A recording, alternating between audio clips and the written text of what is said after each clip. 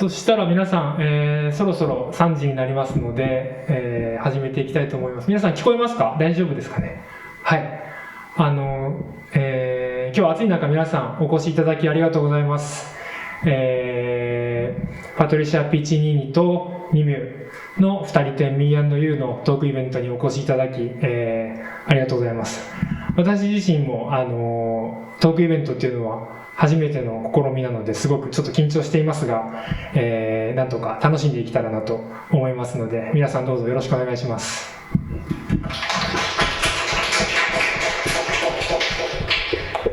まずはじめにアーティストとキュレーターの紹介を軽くしてから、トークに移りたいと思いますが、基本的に今回のトークは英語になりますので、一応そこのモニターにも映ってると思うんですが、映ってない？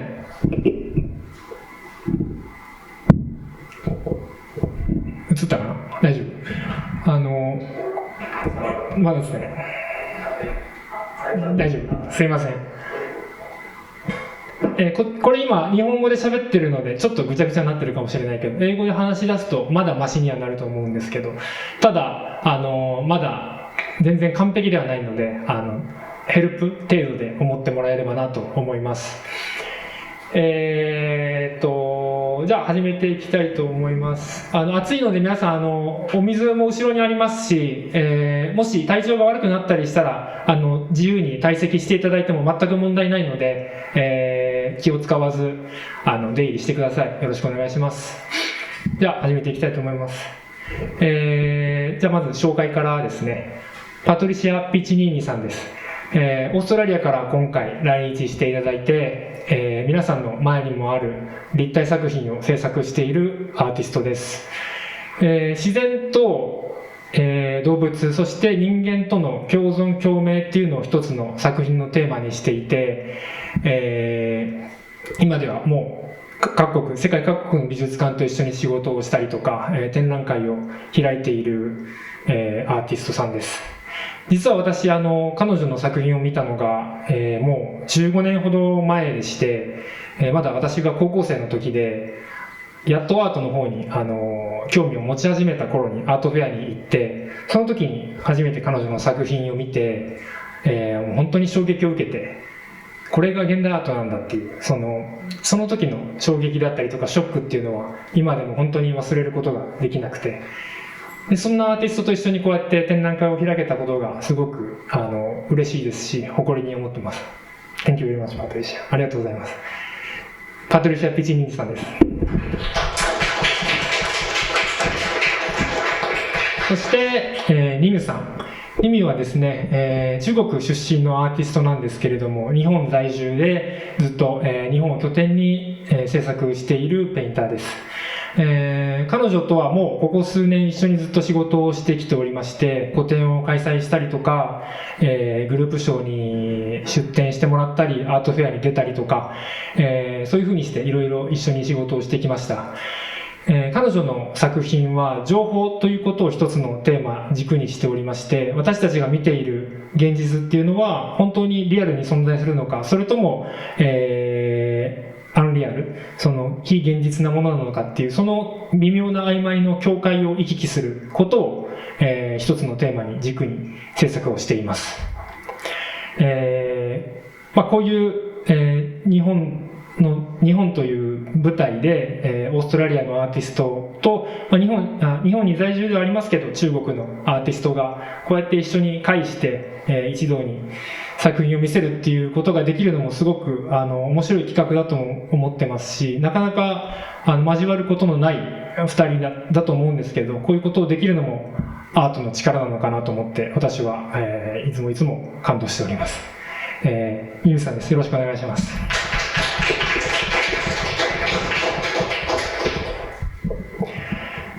それから、宮沢香菜さんです。金沢21世紀美術館の、アシスタントキュレーターとして、活躍されております。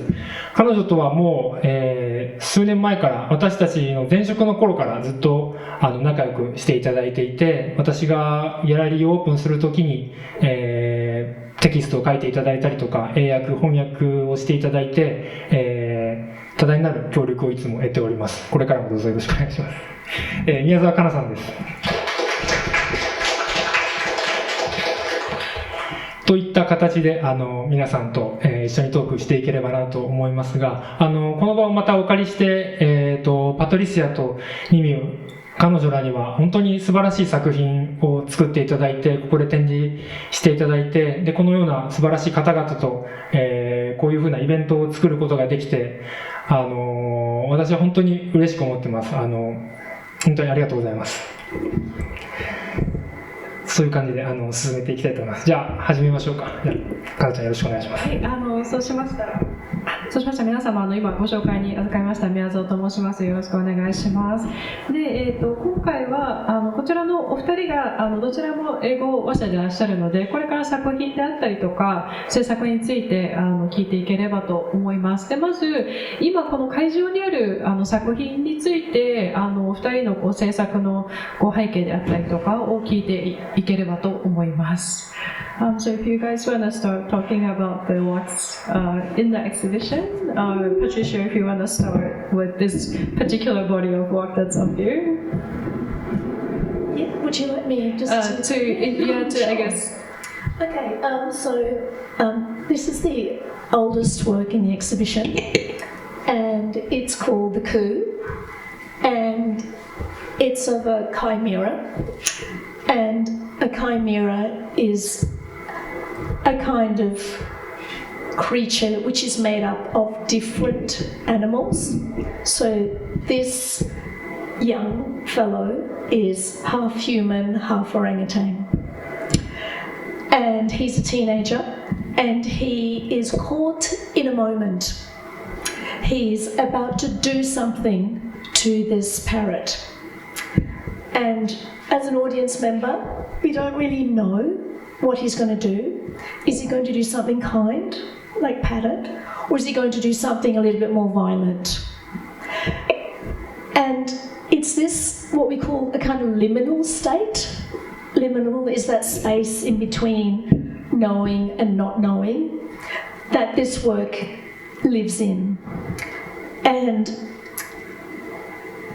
it's important that he's a teenager, because as a teenager, he's also in that transformative state. He's also growing up into something, like he's not there yet. And so what it's really about for me is that this is artificial nature, like he's been created perhaps in a lab, perhaps in a medical facility, from genetic material. And this is real nature. This is a parrot that actually exists. And we think that we can control real nature. No, sorry, see, it's so easy. No, we think that we can control him, the artificial nature. That's because when we create something, we want to control it. We wanted to do it for our benefit. But indeed, in this situation, as a teenager, we can't control him as a teenager. And we can't even control the stuff that we create. And that's it. And the reason why I have to have real nature in there is that as a contrast, because we think that real nature is uncontrollable. Like we can't control what's happening in the forests or in the glaciers. But actually, we have quite a lot to do with it through the Anthropocene. So I'll just talk about one more and then I'll continue, because otherwise I'll take the whole time. But let's talk about this one. So this one is also a chimera. So that these are all chimeras. So they're all creatures made up of different. ごめんなさい皆さん、ここにまだ出てないけどカイメラっていうのはキメラですね。キメラのことです。うまく翻訳されてないけどキメラです。ごめんなさい。Thank you. It's a very similar word, isn't it? Yeah. Because it's a Greek word. So we both imported it into English and Japanese. And this is also chimera in the same way. And this is an albatross, and this is a sand shoe. So this is that part of the shoe, and that part is the under part of the shoe. So in some ways, it's much easier for us to believe in that chimera. Much easier, because we see it in films, and we already do it in science. We already make chimeras in science all the time. But this one is really the kinds of chimera that we're making now, where we're blending human bodies with artificial forms. People have artificial legs, hips, heart valves. It's the future of warfare. This is. But I'm interested in making them because I'm interested in how we understand nature as opposed to artifice, like nature, artifice. And the reason why I'm interested in this distinction is because when we decide that we are artifice culture here and nature's over there, when something happens in nature, we think that we are immune from it. It doesn't affect us. But it's this boundary between culture and nature that's the problem, because there is no boundary. And that is why I make these chimeras, because they don't have boundaries. They don't have boundaries. You don't know where the shoe starts and the albatross finishes. You don't know. And all of these are the same. You don't know where the boundaries between the human and the donkey or the mushroom are. It's just, and that's what's so interesting about them for me. Because so when we hurt nature, we think that we're immune, but actually we hurt ourselves because we're part of nature. Patricia, if I can just jump in real quick, I think it's really interesting what you talked about with this sculpture of, so there's the artificial nature, which is this chimera teenage boy, and there's, I guess, what we perceive as the real nature. But I think in the past you've also made works where there's a juxtaposition between a very a sculpture that's, there's a part that looks like a real human, and there's a part that looks like a chimera or a mutated animal. So in those sculptures, I could see that, here's the human part, which is what we can empathize with, but this human part is relating to this other sort of mutant part. So it was a combination of, I guess, what we can see as us and the other relating to each other, and that was the situation. But with this one, I guess there's a relationship between two different types of other that we can see. One is artificial and one is what we see as nature, which is often seen from a human point of view as the other as well. So it's a relationship between two different types of others, and I think that's really interesting about this sculpture. That's right, Kana. This is quite a special sculpture because you're right, I am interested in how we relate to difference. And often I do depict humans in relationship to chimeras. And generally, I depict these relationships as one of nurturing. Because I could easily make chimeras that are terrifying. Like I don't know, like Hollywood, I suppose, like I don't know, Alien Earth, like that's the new thing that's come out. So they could be terrifying and awful, and indeed we're hardwired to dislike something that we don't know, and that is why often I put in a human that's nurturing, because I want to depict this connection that we can have with the other. Yeah, so interesting. And I guess that relates also to the notion of the liminal that you talked about, is that these beings are liminal. They seem kind of familiar but also very unfamiliar at the same time, like the shoe sole that you... Well, exactly. Yeah. And they need to be like that. They need to be conceivable. So I could make work, because this is silicon. I could make anything. But the reason why I make them so that we all have a sense of what they might be, you can immediately say, oh, this is a this is half boy, half orangutan. And it's important for me that you get that. It's because this work is about our world, and it needs to be kind of possibly have evolved. So we all came from the same bit of genetic material. Everything on this planet comes from that.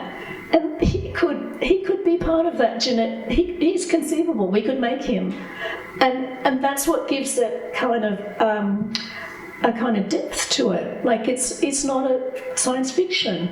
We could do this, and indeed, this idea that we're all genetically related.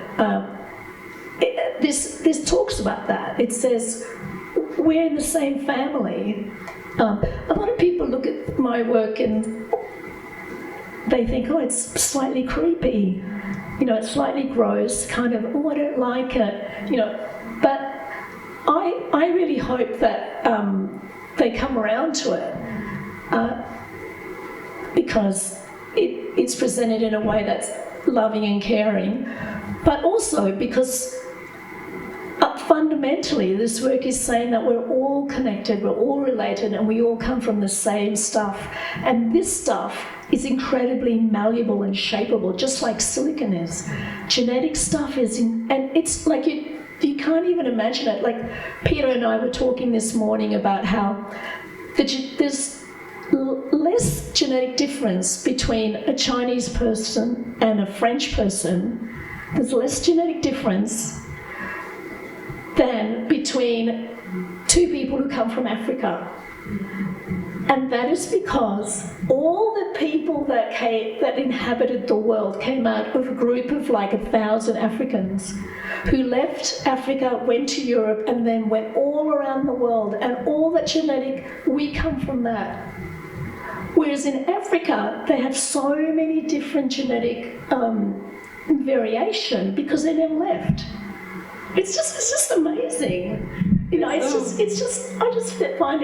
just find nature and genetics and the malleability and the creativity just so inspiring. Yeah, maybe in some ways that's something that I guess can transcend or sort of existing social and cultural biases as well. And okay, so you've talked about the chimera as sort of a medium, but then maybe that can be a segue to another thing that is similar but different, which is mutants, which is what we see in your work often.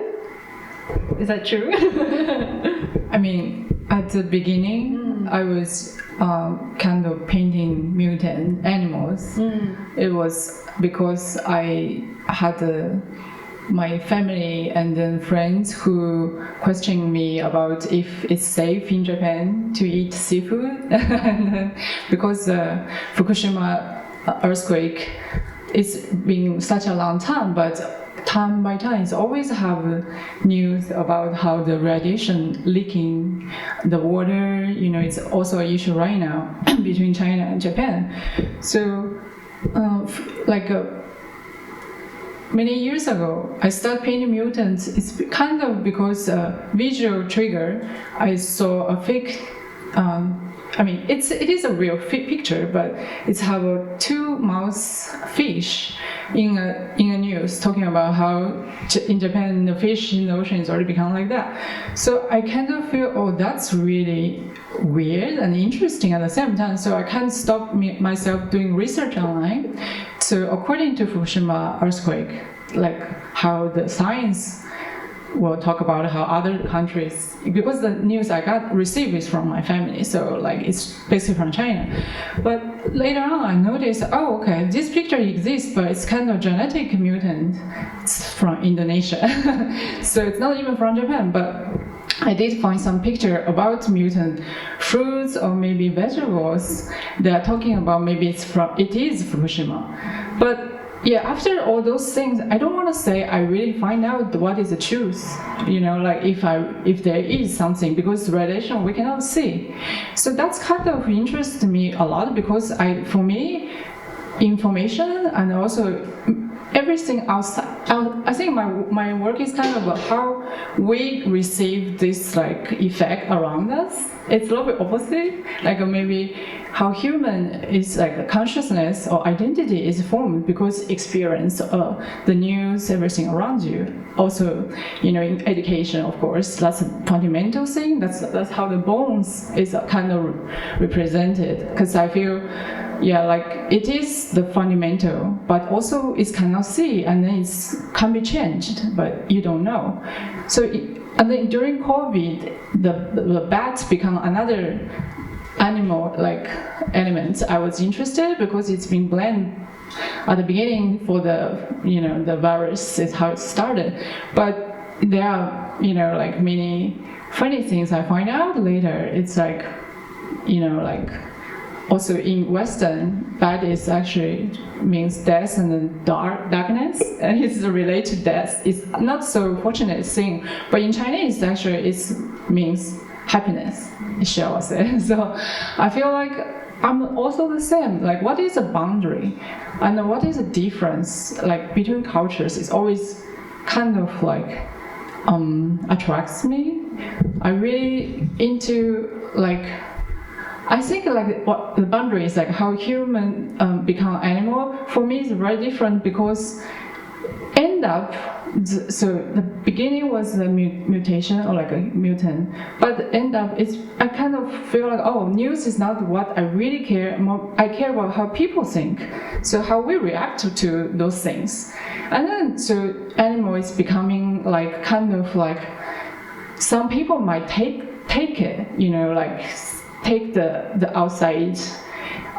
You know, like no, I mean it doesn't need to be but information, but like maybe somebody accepts more, or maybe somebody is different. So in other paintings, I have like people actually change different. So it's kind of hybrid. It's not just mutant anymore, but yeah.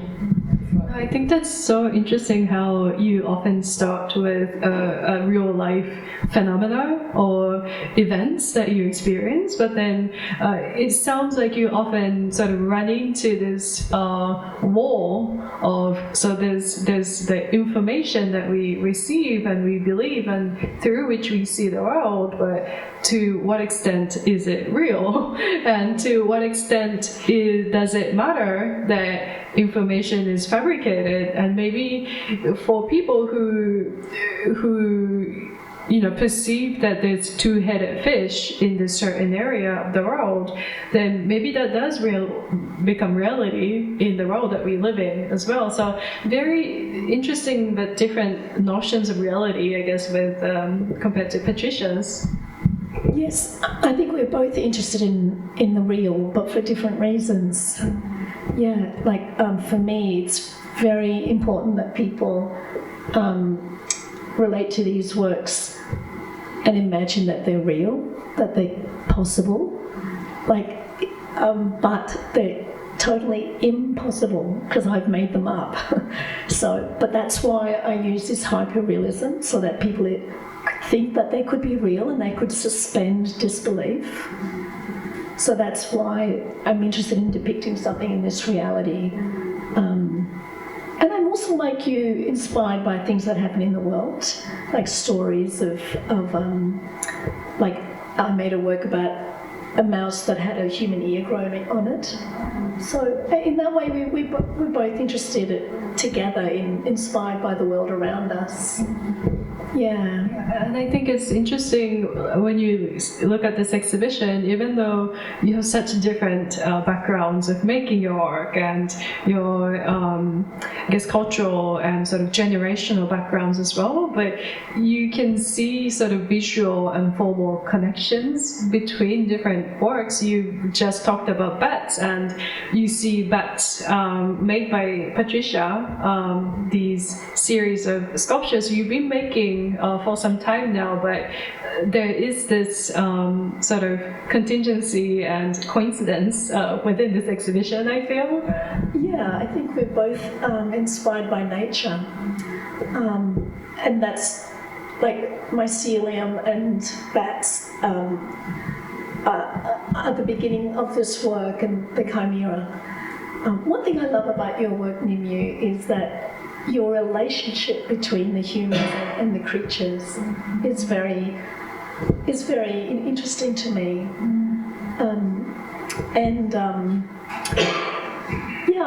I think it's kind of sort of unusual as well.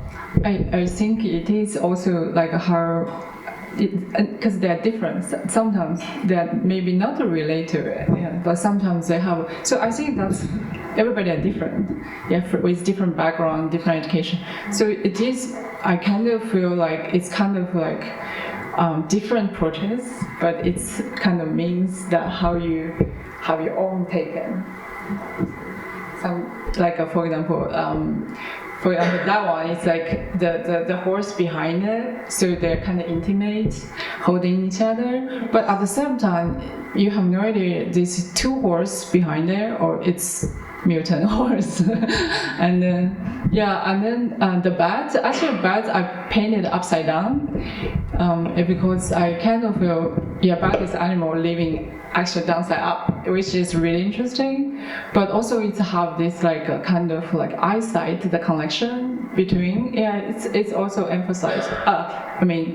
It's kind of empathy about like how people maybe were taking it. It's kind of interesting because, like I told you earlier, like I read Gombrich's book talking about art and illusion, and I kind of feel it is illusion, especially painting, because sculpture is still there is an object, the 3D, and you can see around it. But painting is flat; it's totally made up with empty. So I think it's very interesting because it's always similarity how image we made it. It's kind of like artists made it kind of like a game. I set the rule and I expecting art like an audience to come to finish my work, because everybody have their own thinking, like how the relationship with animals, so how they will have a different relationship with my artwork, how they think. Yeah, so that's kind of like similar as the art and illusions, because like the news, the information, because the same like maybe the we've been controlled by some power, like a propaganda or like informations, like, but everybody taking it different. Some people believe it, some people will check it, like me, to find out. And then, of course, there's no absolutely truth, so we cannot tell. But yeah, for me, I kind of want my audience can try to like rethink about it, so I don't want to like force it one way. That's the relationship. I think that's very true, and I think it's very important that we're reminded that maybe art is one of the very last mediums with which people have the patience to actually contemplate on what it is that is in front of you. And for instance, with that painting that you just mentioned, about it being there's an ambiguity between is what is being depicted a mutant or a chimera? Is that why there are two heads, or is it to do with the pictorial medium of painting and how there's a world that is only conceivable within a medium that's painting? So I think that ambiguity is really interesting, and I think that's why art is still very relevant in this world. Kana, I think it's becoming increasingly important, because like with these Netflix movies that are becoming increasingly simple, and where actors have to announce what they're doing, there's no ambiguity. We need art and to kind of provide a space for ourselves to calm down and consider what we think about something, because like this is a contemplative space. We have time to consider something. We don't quite know what it is, don't know if we like it. Maybe we do, maybe we don't. Like all of my chimeras, I was saying the other day, they're not good or bad. I don't advocate for them, this is the future. But they're certainly all loved. And that's different. That's kind of, it's not like a movie where we all know who's the hero and who's the these simple kind of ways of understanding the world. There's complexity here, and you're right, with your painting, it's like we're not quite sure exactly what we're seeing. Why is this bat upside down? What's she doing there? But we can see the connection, and what's going on, and we have the time to consider that and that relationship, and do we want this kind of relationship with nature? Is it possible, in this time, and what's she doing there, and what we have this kind of space and time to do it in. Yeah, and I think painting especially is sort of interesting in your case as well, because I know that you've also made animation, and I've seen your installations, and they emit a very different sort of feel as well. But I think what is running through it in your work is that they seem to be making a very distinct sort of worldview for the people that are seeing the work. And do you think painting is an effective sort of tool or a medium for you? Yeah. I was waiting for the last word. Yes, for me.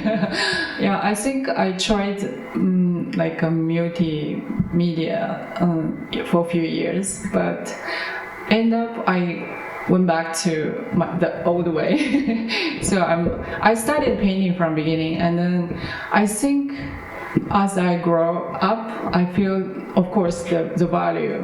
You think about the world, and everything start changing, and then of course also you get disturbing, like how to say, like maybe affected by what other people do, and then many things. Also contemporary art, like I'm fascinating about the concept and many things, and then after try out and I come back to painting, I think I have two reasons. Maybe I'm not giving up, but I kind of feel like I have to draw a line. So painting is really limited, like language. So it's cannot move, like it's not like a movie. But somehow you can stand in front of it, stare at it for like long time, But maybe video you can keep repeating, watching it. So I think, like Patricia said earlier, I think sculpture also, it's different than movie. So it's not how like absolutely or like one story in there, but you can put yourself in there. You put your story in, and then also I believe it's more open. Yeah, I think openness is very important for me. And then I choose painting. It's kind of like step back. So I feel like maybe sometimes it's very easy to add. How do you say like the math in Nihongo? Adding. So it's very easy. But when you do, the minus, you deduct. Nothing. Herasu is very difficult. And I kind of feel that's also, for me, art and life is linked together. I feel I want to deduct. Yeah, not just my art. Like you asked me about the color too. I'm kind of being this blue period now. It's so many reasons. Like Patricia we talked about it. I know it's very expensive material, because blue is very it's artificial kind of like paints. You cannot find it so easily in the natural world. And then when you take a photo, oh my god, it's so difficult, right? Because blue is really difficult to figure out the right color. So anyway, it has so many stories in art history too, because the ultramarine pigments. And the clients are gonna come. I have this blue, and can you paint? Anyway, so also Picasso is having blue period, and also so many reasons. But for me, also my personal reason is kind of I want to concentrate in blue right now. It's also I want to limit. I want to deduct, the information we are going through. kind of like focus on one color one time. Maybe I will change later, but for now, I really have a lot of things to figure out. Also, this media itself is not so simple. Even though I study and then working on it so long, but still give me these depths. I can always try to dig in and then learn. And then, yeah, it's just amazing for me. But yeah, if I feel like, oh, I have some concept I want to express, then maybe I choose a different form to make that work, like maybe installation by itself. Sure. Like, because I noticed there's a painting, a drawing, sorry. Yeah, I mean, yeah, it's nice to have that there. I mean, the reason why, I mean, I love painting. It's my first love, and I'm relearning painting now. But for me, I use sculpture because we're more likely, or I feel I can get a more embodied response from the viewer. And I think it's very simple because it's the scale of it, you know, the scale of it to your own body. You know, he's the size of a 9-year-old or a 10-year-old. So you have these bodily relationships, and also the texture.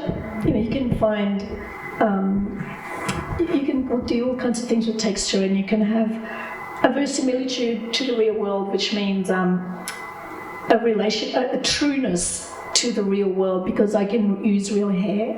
So this is all real hair that's punched in one at a time. So it's like that does seem real, even though it's completely made up. And that's why I've made this hyperrealist sculpture,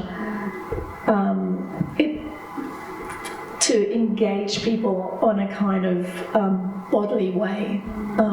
I'm really interested in people's bodies in spaces, how they react to works. Yeah, and scale is something that's interesting in the day and age we live in, because we sort of consume everything through images. Yeah. And I think especially with color, as you were saying, like with paintings, and with your work, the scale and the actual texture and the depth of the color of the skin, and all these things are not information that's not transmitted when you see it as an image. So yeah, and indeed a lot of work goes into making them look real. Like, the reason why they look so real is because the silicone is in many layers, and there's different transparencies, and that you can't get that on a picture on an iPhone on Instagram. You know, it's like if you put your arm next to it, it's so similar. You kind of think, it evokes a response. Yeah. It's make me like stop breathing when I get closer. Yeah, I mean, it's a feeling. Yeah, I mean, that's one of the things as well. People wanted to have a desire to see what it's made of as well, because is it real? That there's also that. I find that slightly distracting sometimes, that people want to. That's the problem with doing realist work, because people want to test the reality of it. They want, and sometimes it stops them from engaging with the concept. It's all about does it look that it looks so real? Whereas for me, in some ways, the reality is important, but only as a means to getting to the idea of the work, and they all have an idea. So I can tell you about the mushroom one, because we both love mushrooms. So actually, have you done a mushroom? What? No, we both like bats. Have you done a mushroom? Oh, well, maybe there's. As I said it, I thought, no, you don't like mushrooms. I don't like. Well, maybe that's the next thing we do, a mushroom show. So that one there, that work is a very simple, sweet work, but it's about the idea that koalas in my country will be extinct in 2050. Right. In New South Wales. So that's a really big deal, that there won't be any koalas. They're all going to die out. So that's a sad, sad thing. Because there aren't going to be orangutans either. They're all going. So at the core of these works that look so sweet, there's often something very, very harsh. And so those koalas are kind of blended with humans and with mushrooms, and they are huddling there, and the big one is kind of nurturing the two ones that are growing up in the same way that real koalas do. Real koalas have a pouch, and they look after their babies so well, and they can't fall. Koalas can't fall. Big trouble. Same with bats. And so that work comes from something like the mutant fish, something quite horrific. You know, the idea of is this going to happen? Or something that we hear on the news, something horrific that we're frightened of. And in this case, it is real. And so that's why I made this work. And in some ways, it kind of commemorates this moment where we know that these koalas are going to become extinct. Like we're cognizant of it. We know that it's happening. And this is an artist's response to it. And the response is, will it be, will we have to bring them back to life through genetic engineering? And will they be half koalas, half mushrooms?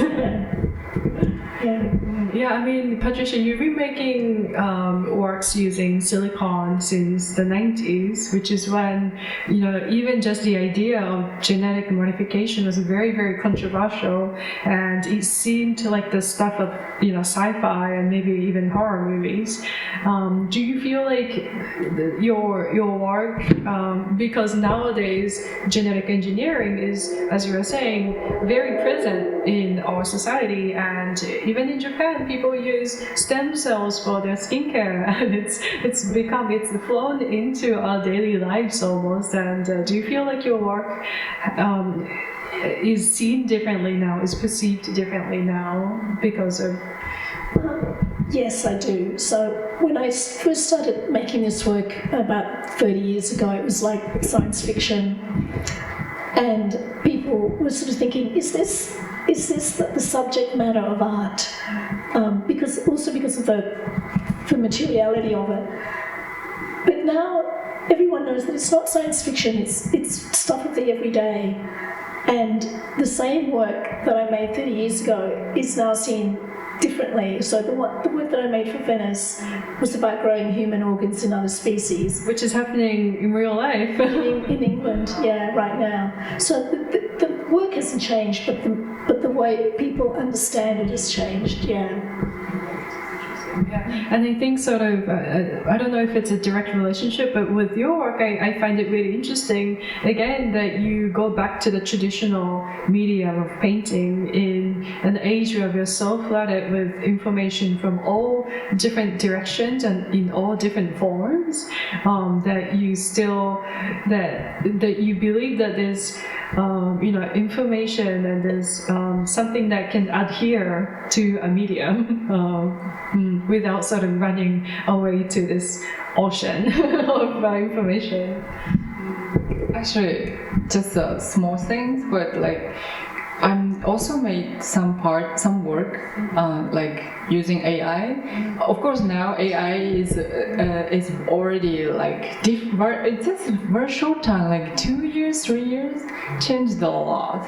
So when I was first using it to try to get, because I had a series called Feed Me Up, because the term when you teach AI, you use feed them, right? Like the knowledge, the informations, and then like so I actually did ask them to make some image for me, which is a human eating different food. So I want them to feed us up, feed us back, and then they end up many mistakes because it was like old mode of AI. It's not like that great yet. it's have many disturbing and then not so clear like a photo, but there is something kind of inspired me. So I painted like a few works. So it's kind of like, I just want to say, I mean, also for, I don't want to limit myself just to one thing, but also if I interest something, like so as a contemporary painter, I also have like some other project, like if I have some idea or concept I want to try, but it's also very different now. So I stopped kind of like using that because AI can make something super realistic, and it's kind of stopped my imagination. I cannot put really like, how to say, like, because I just need some hint or like trigger, but yeah, I feel like so it's a little bit different, like, but I just want to say like how the technology changed, so people how to feel it. Also now maybe no artists will talk about they are using AI to work anymore. Yeah, but just my try with painting. It's not like other mediums. And I was thinking if this old technology, like a medium, can combine with new technology. It's such a vexed question for us, isn't it, AI? Because AI steals all our material. Yeah. I mean, just yesterday I was looking and somebody had taken one of my sculptures and made it talk. And the sculpture was talking, and I was going, what? That's my work. And they just ripped off my work. So I didn't feel good about that at all. I thought, that isn't art. That isn't, you didn't ask me, you just took it and you've made your own thing out of it. I don't know what it is. It's kind of maybe a joke or something. I don't know, because it didn't feel conceptual. So it's so difficult. I had a difficult relationship with it, but I can see why. What's interesting for me when you use AI, and I think it is interesting, is that you're using a very contemporary technology with this very sort of traditional medium, which is quite interesting.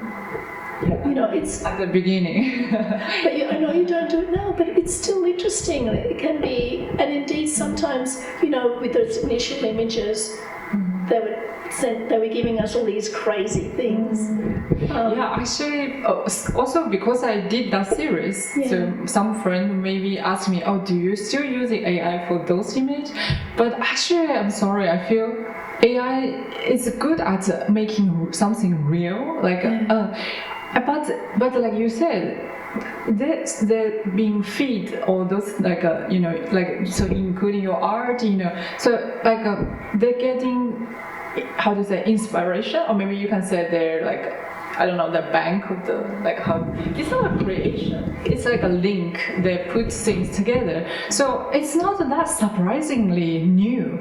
It's not gonna be something I never see, you know, like, so I don't think I necessarily need to keep using for other of my works, but at the beginning I had some interesting tests because, you know, the piece that will go on the face, you know, like the banana is in the nose, apple they're eating with maybe some body parts.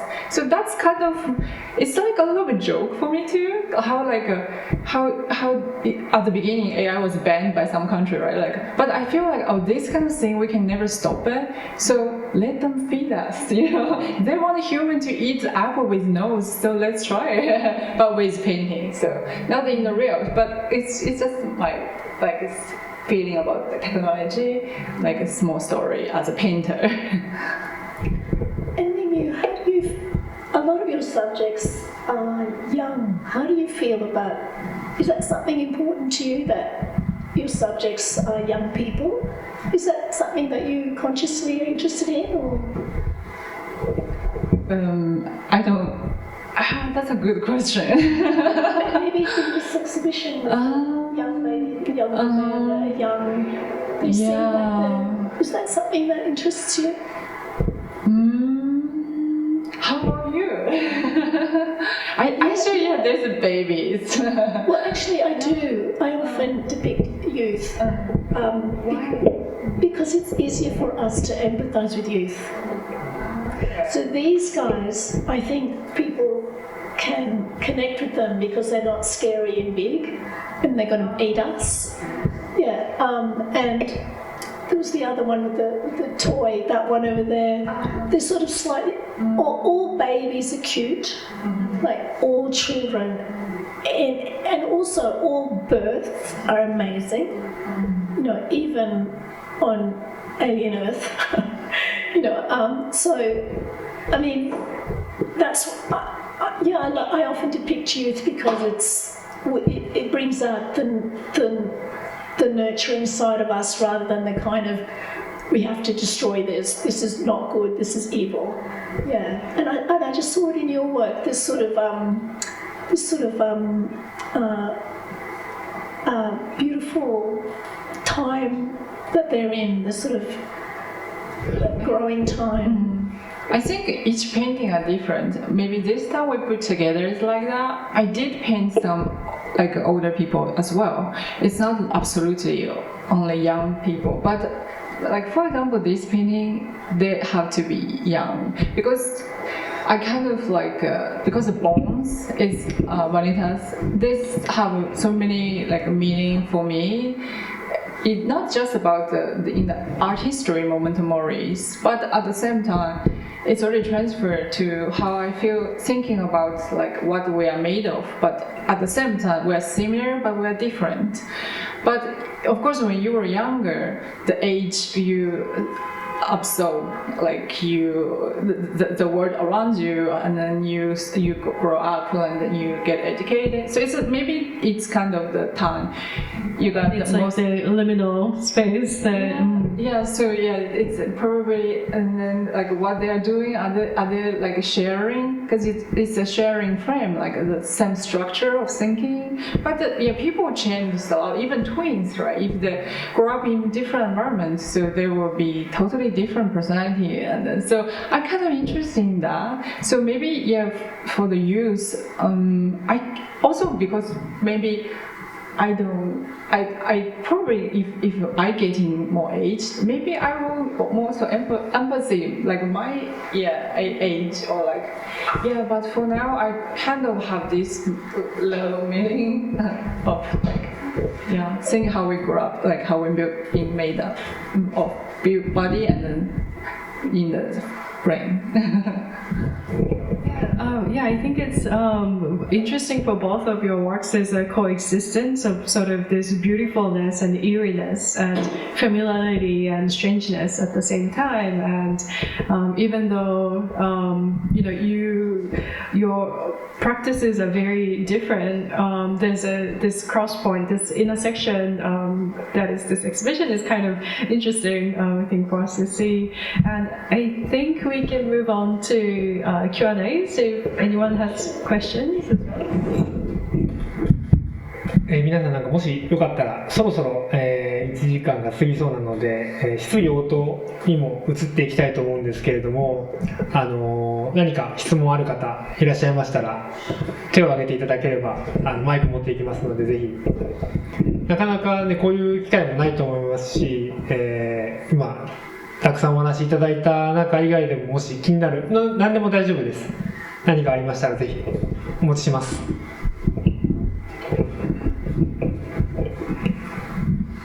日本語でも英語でも大丈夫。日本語でも大丈夫。I have first of all, thank you so much for sharing your stories today. I don't have a question, but what I was thinking, something, but based on something I heard from both of you, was that,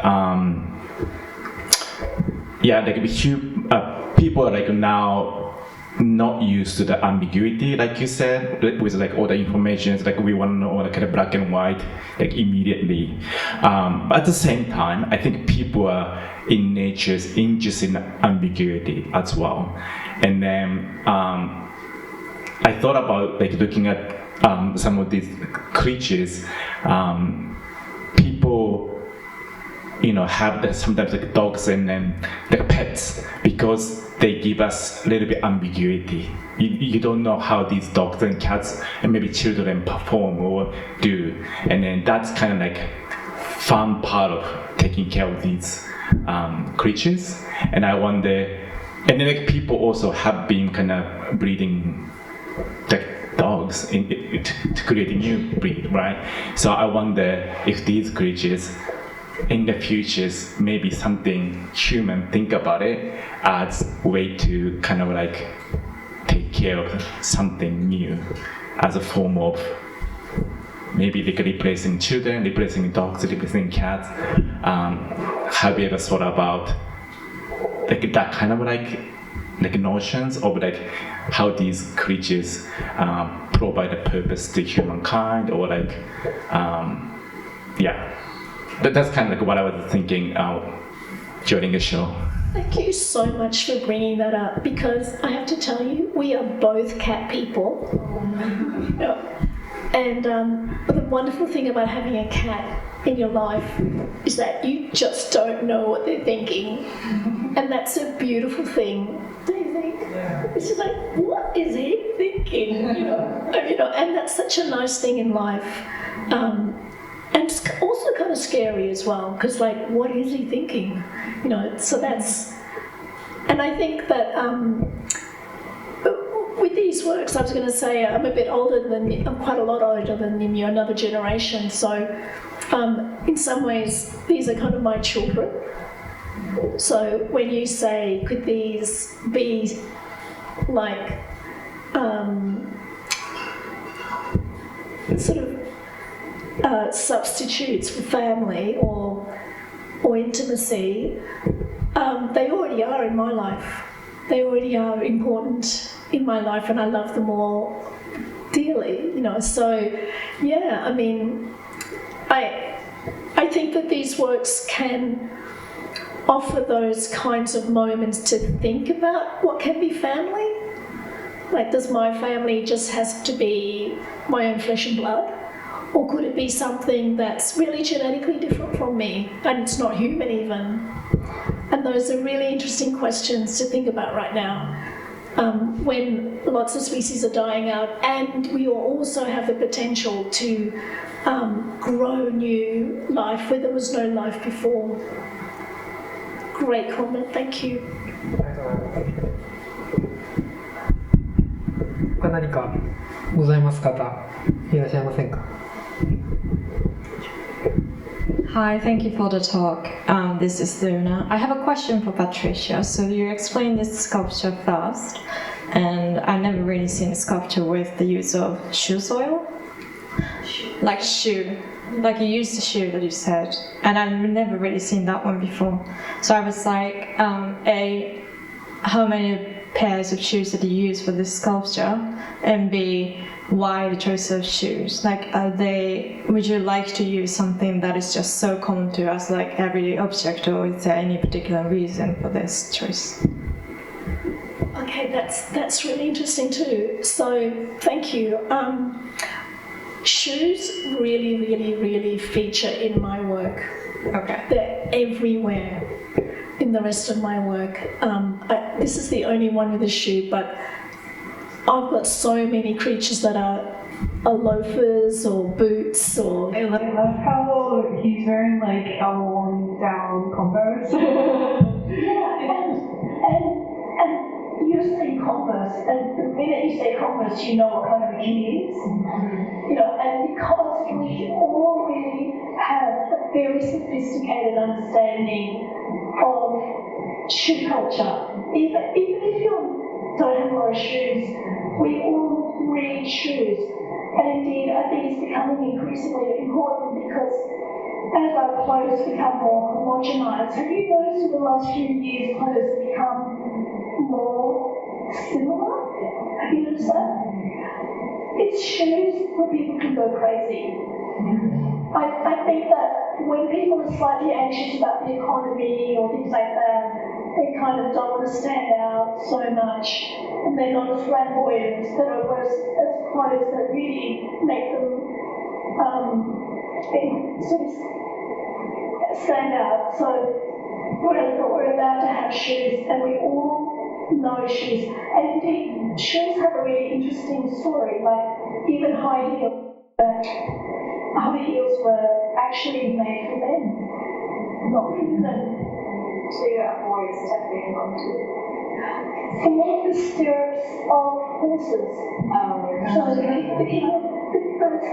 Louis XVI had the highest heels because he was the most masculine man, and he had beautiful heel shoes. So because he was a wonderful horse rider, and women were not allowed to wear heels because it's for men only. And the reason that they started to wear heels was because women started to be seen as kind of irrational. Right. And that is when they were allowed to wear heels. The idea of the irrational woman, hysterical woman in the 19th century. So interesting. That's so And so we were allowed to wear heels, and as we all look back. I've also, sorry, I don't know how much to expand on this, but I've also listened to, I think, a show where you talk about cowboy boots and how interesting they are in terms of gender roles. Yeah, I use a lot of cowboy boots. So it's a language that we sort of transcends boundaries, borders of countries. That's very interesting, thank you.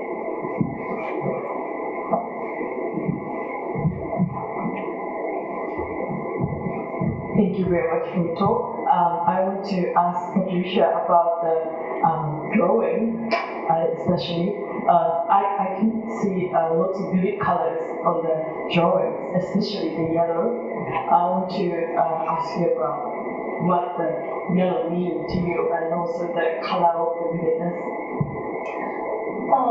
This is one of my favourite drawings, and so when we got our cat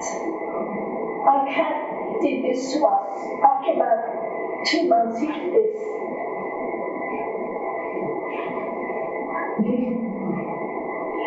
And I looked up a Japanese book on cats, and it said that that's their way of smiling, because they can't smile, so they close their eyes so that they let you know that they feel secure with you, because they're always looking around.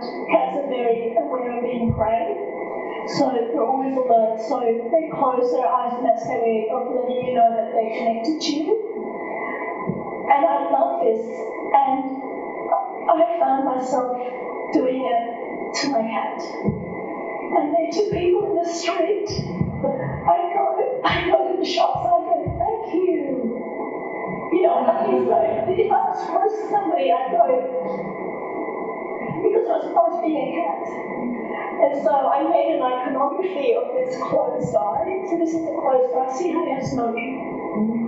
So it's a closed eye, but it's a very elaborate cat's eye. I love cat's eyes, they're very beautiful. And this is another iconography. The iconography is a spine. And it's inside this helmet. I've used it a lot. So this is the cat's eye in the helmet, and this is the hair that's coming out of the helmet, and it's become the nest for this. I think it's fairy wren. So this fairy wren is a wonder of nature, and what they do is that they change their feathers when they want to reproduce. They become incredibly beautiful and bright blue and elaborate. But in doing so, they become very, they often die because you can see them. So they only stay blue for while they want to reproduce, and then they go back to brown. And so in this fairy wren, it's got these beautiful curls in the same way that the curls of the hair of this sort of organic, natural, but artificial tree. So this is a tree which sort of blends the artificial nature kind of at the boundary. So this, and it's all steeped in this yellow light, which to me is slightly spiritual. And I have a friend called Masato Nakura, and he said to me that he loves yellow, it's his colour.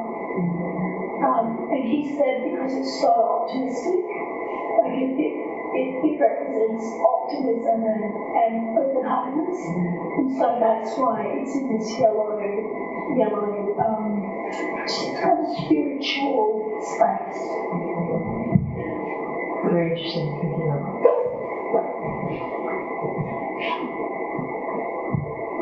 Thank you. Thank you very much for the talk. As you were explaining some of the background behind why you've made certain paintings and certain sculptures, I was just thinking about, especially when you started talking about AI and specifically when Patricia had mentioned taking your art, give it a voice.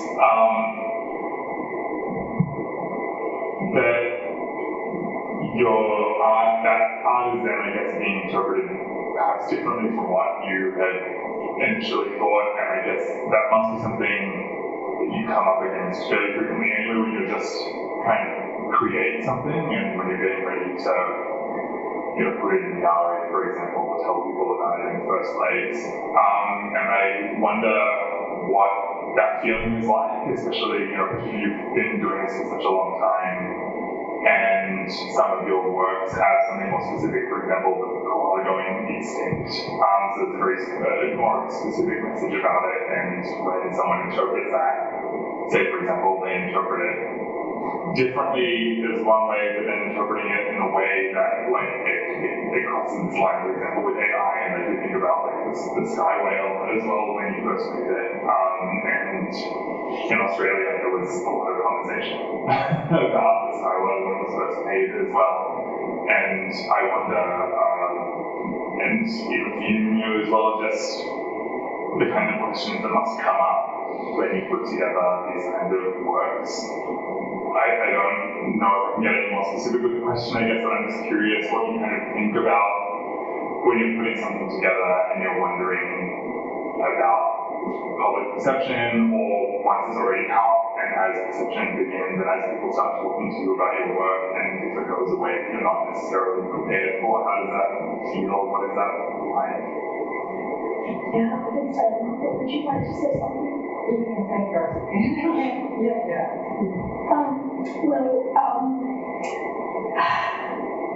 I've had people make tattoos of the skyway. I love it. It's so great. I've seen so many skyway tattoos. I just think, wow, that's incredible. It's a real honour.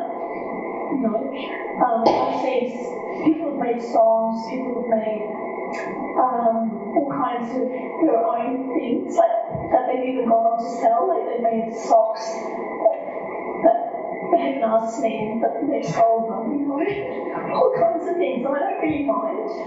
I kind of like it. They make their own sculptures or cakes or just so many things. So I quite like that. I love it actually. But with this AI thing, it's what you said, it crosses the line because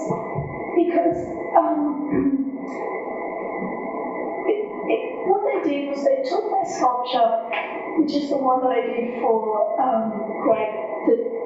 it's like this big guy that's meant to be able to survive a crash at high speed. It's got a really big neck. They took him and they made him talk. And he sounds like what Australians would call a real bogan. Like we would call that a real kind of dopey person. And so they've given him a character that I don't really agree with, I don't like. So they're blending it into something that's, and it's so real, it's really real. It's like I could have done it, and I sort of think it's not their art anymore, it's still kind of mine because it looks like my art, it's mine. They haven't changed it, they haven't transformed it into their own painting or cake or whatever they do, they haven't made it theirs. Tattoo, but it still looks like my work, and it's as though I made it. because they haven't asked me, and it's such a deep meaning. Like when somebody speaks, it engages so many of our senses. You know, it's such a resonating thing. But yeah, I think it's a line crossed, as you said.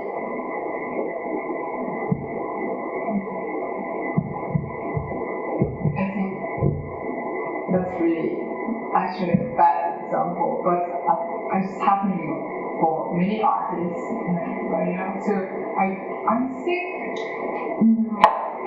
of course, I'm not really using that much anymore, but I think I really just get bored about it after the series I made and how the graphic turned and also turned really realistic, and then at the same time many great AI artists, it's how they are using it. There are many graphic is really unbelievable, but for me it's just I don't know why all of a sudden I stopped keep typing, even though this is another selection.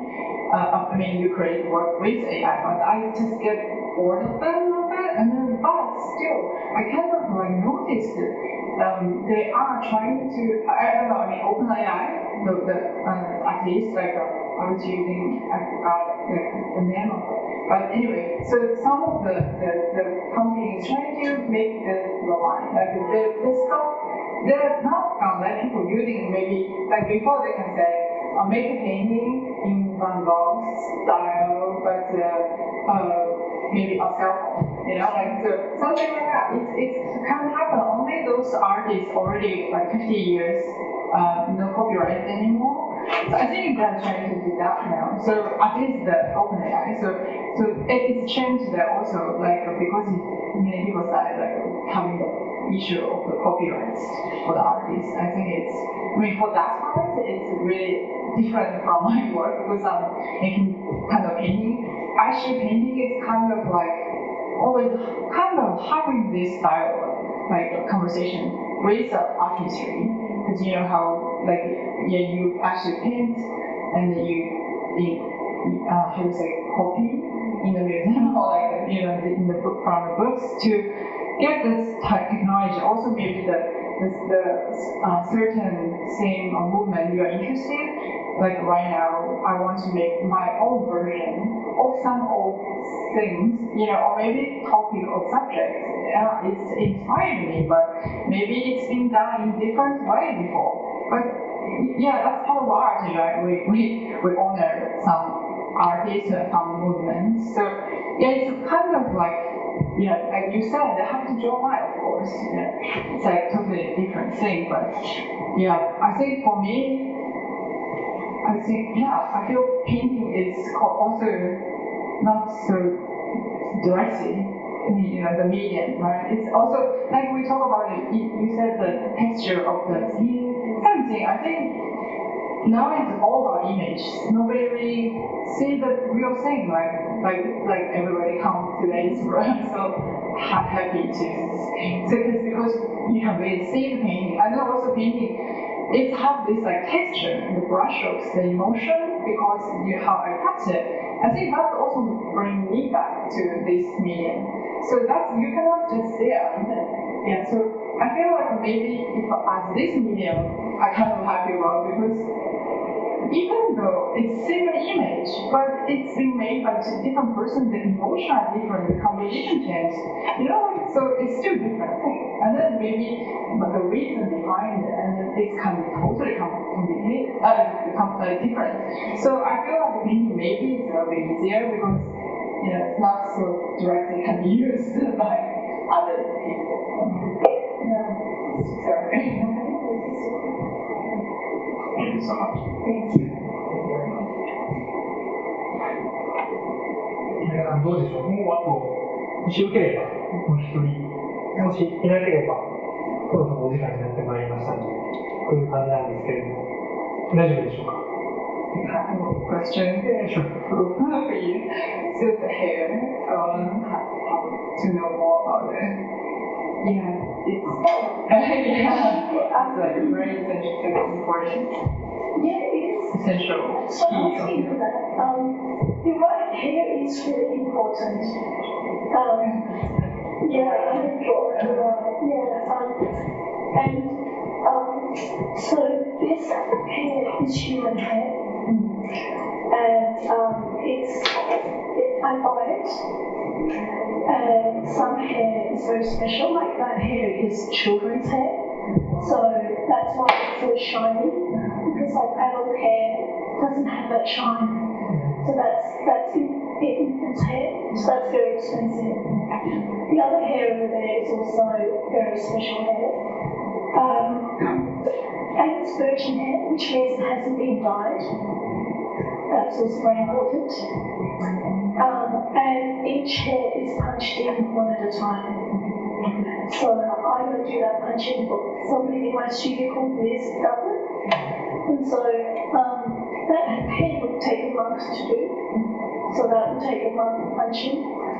And maybe those might take a week, maybe.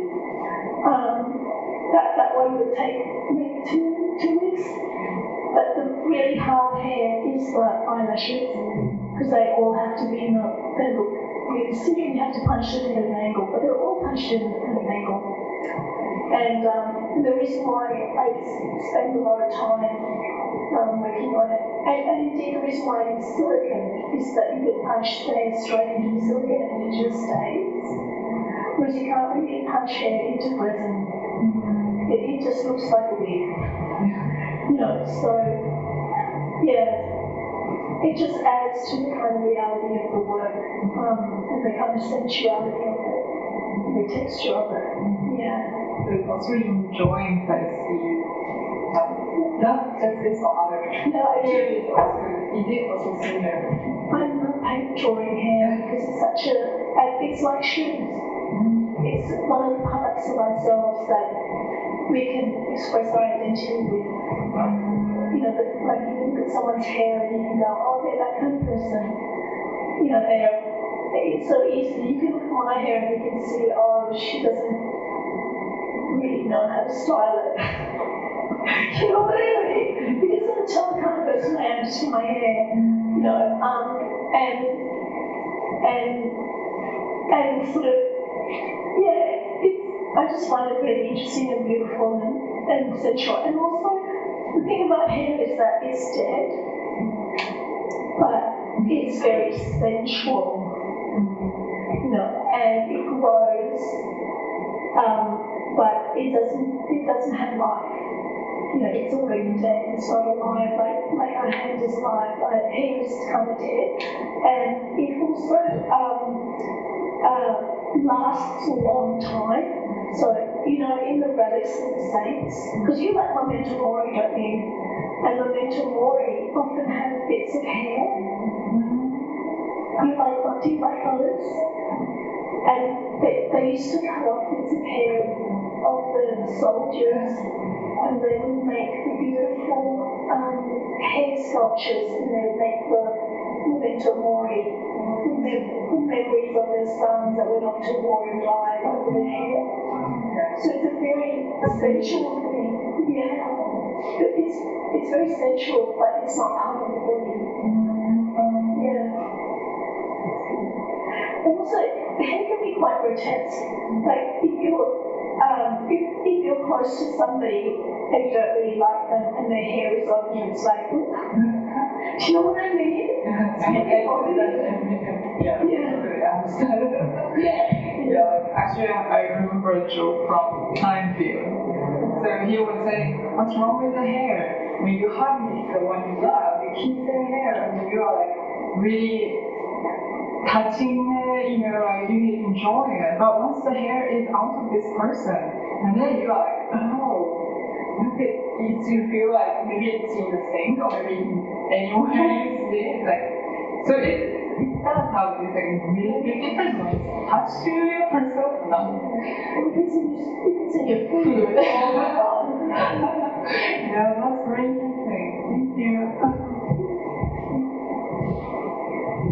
最後2人からの質問ですけども、大丈夫ですかね。カナさん大丈夫？じゃあ皆さん、時間になりましたので、今日はトークはこのままここで終了とさせていただければと思いますが、この後もまだ少しアーティストと皆さん残って、私たちも残っておりますので、もし個人的に何か聞きたいことなどあれば、お気軽に、お話ししていただければなと思います。じゃあ今日は皆さん、暑い中、お越しいただきありがとうございました。これからもまだショーは続きますので、お時間がございます際にぜひまた足を運んでみてください。今日はありがとうございました。Thank you very much. ありがとうございまし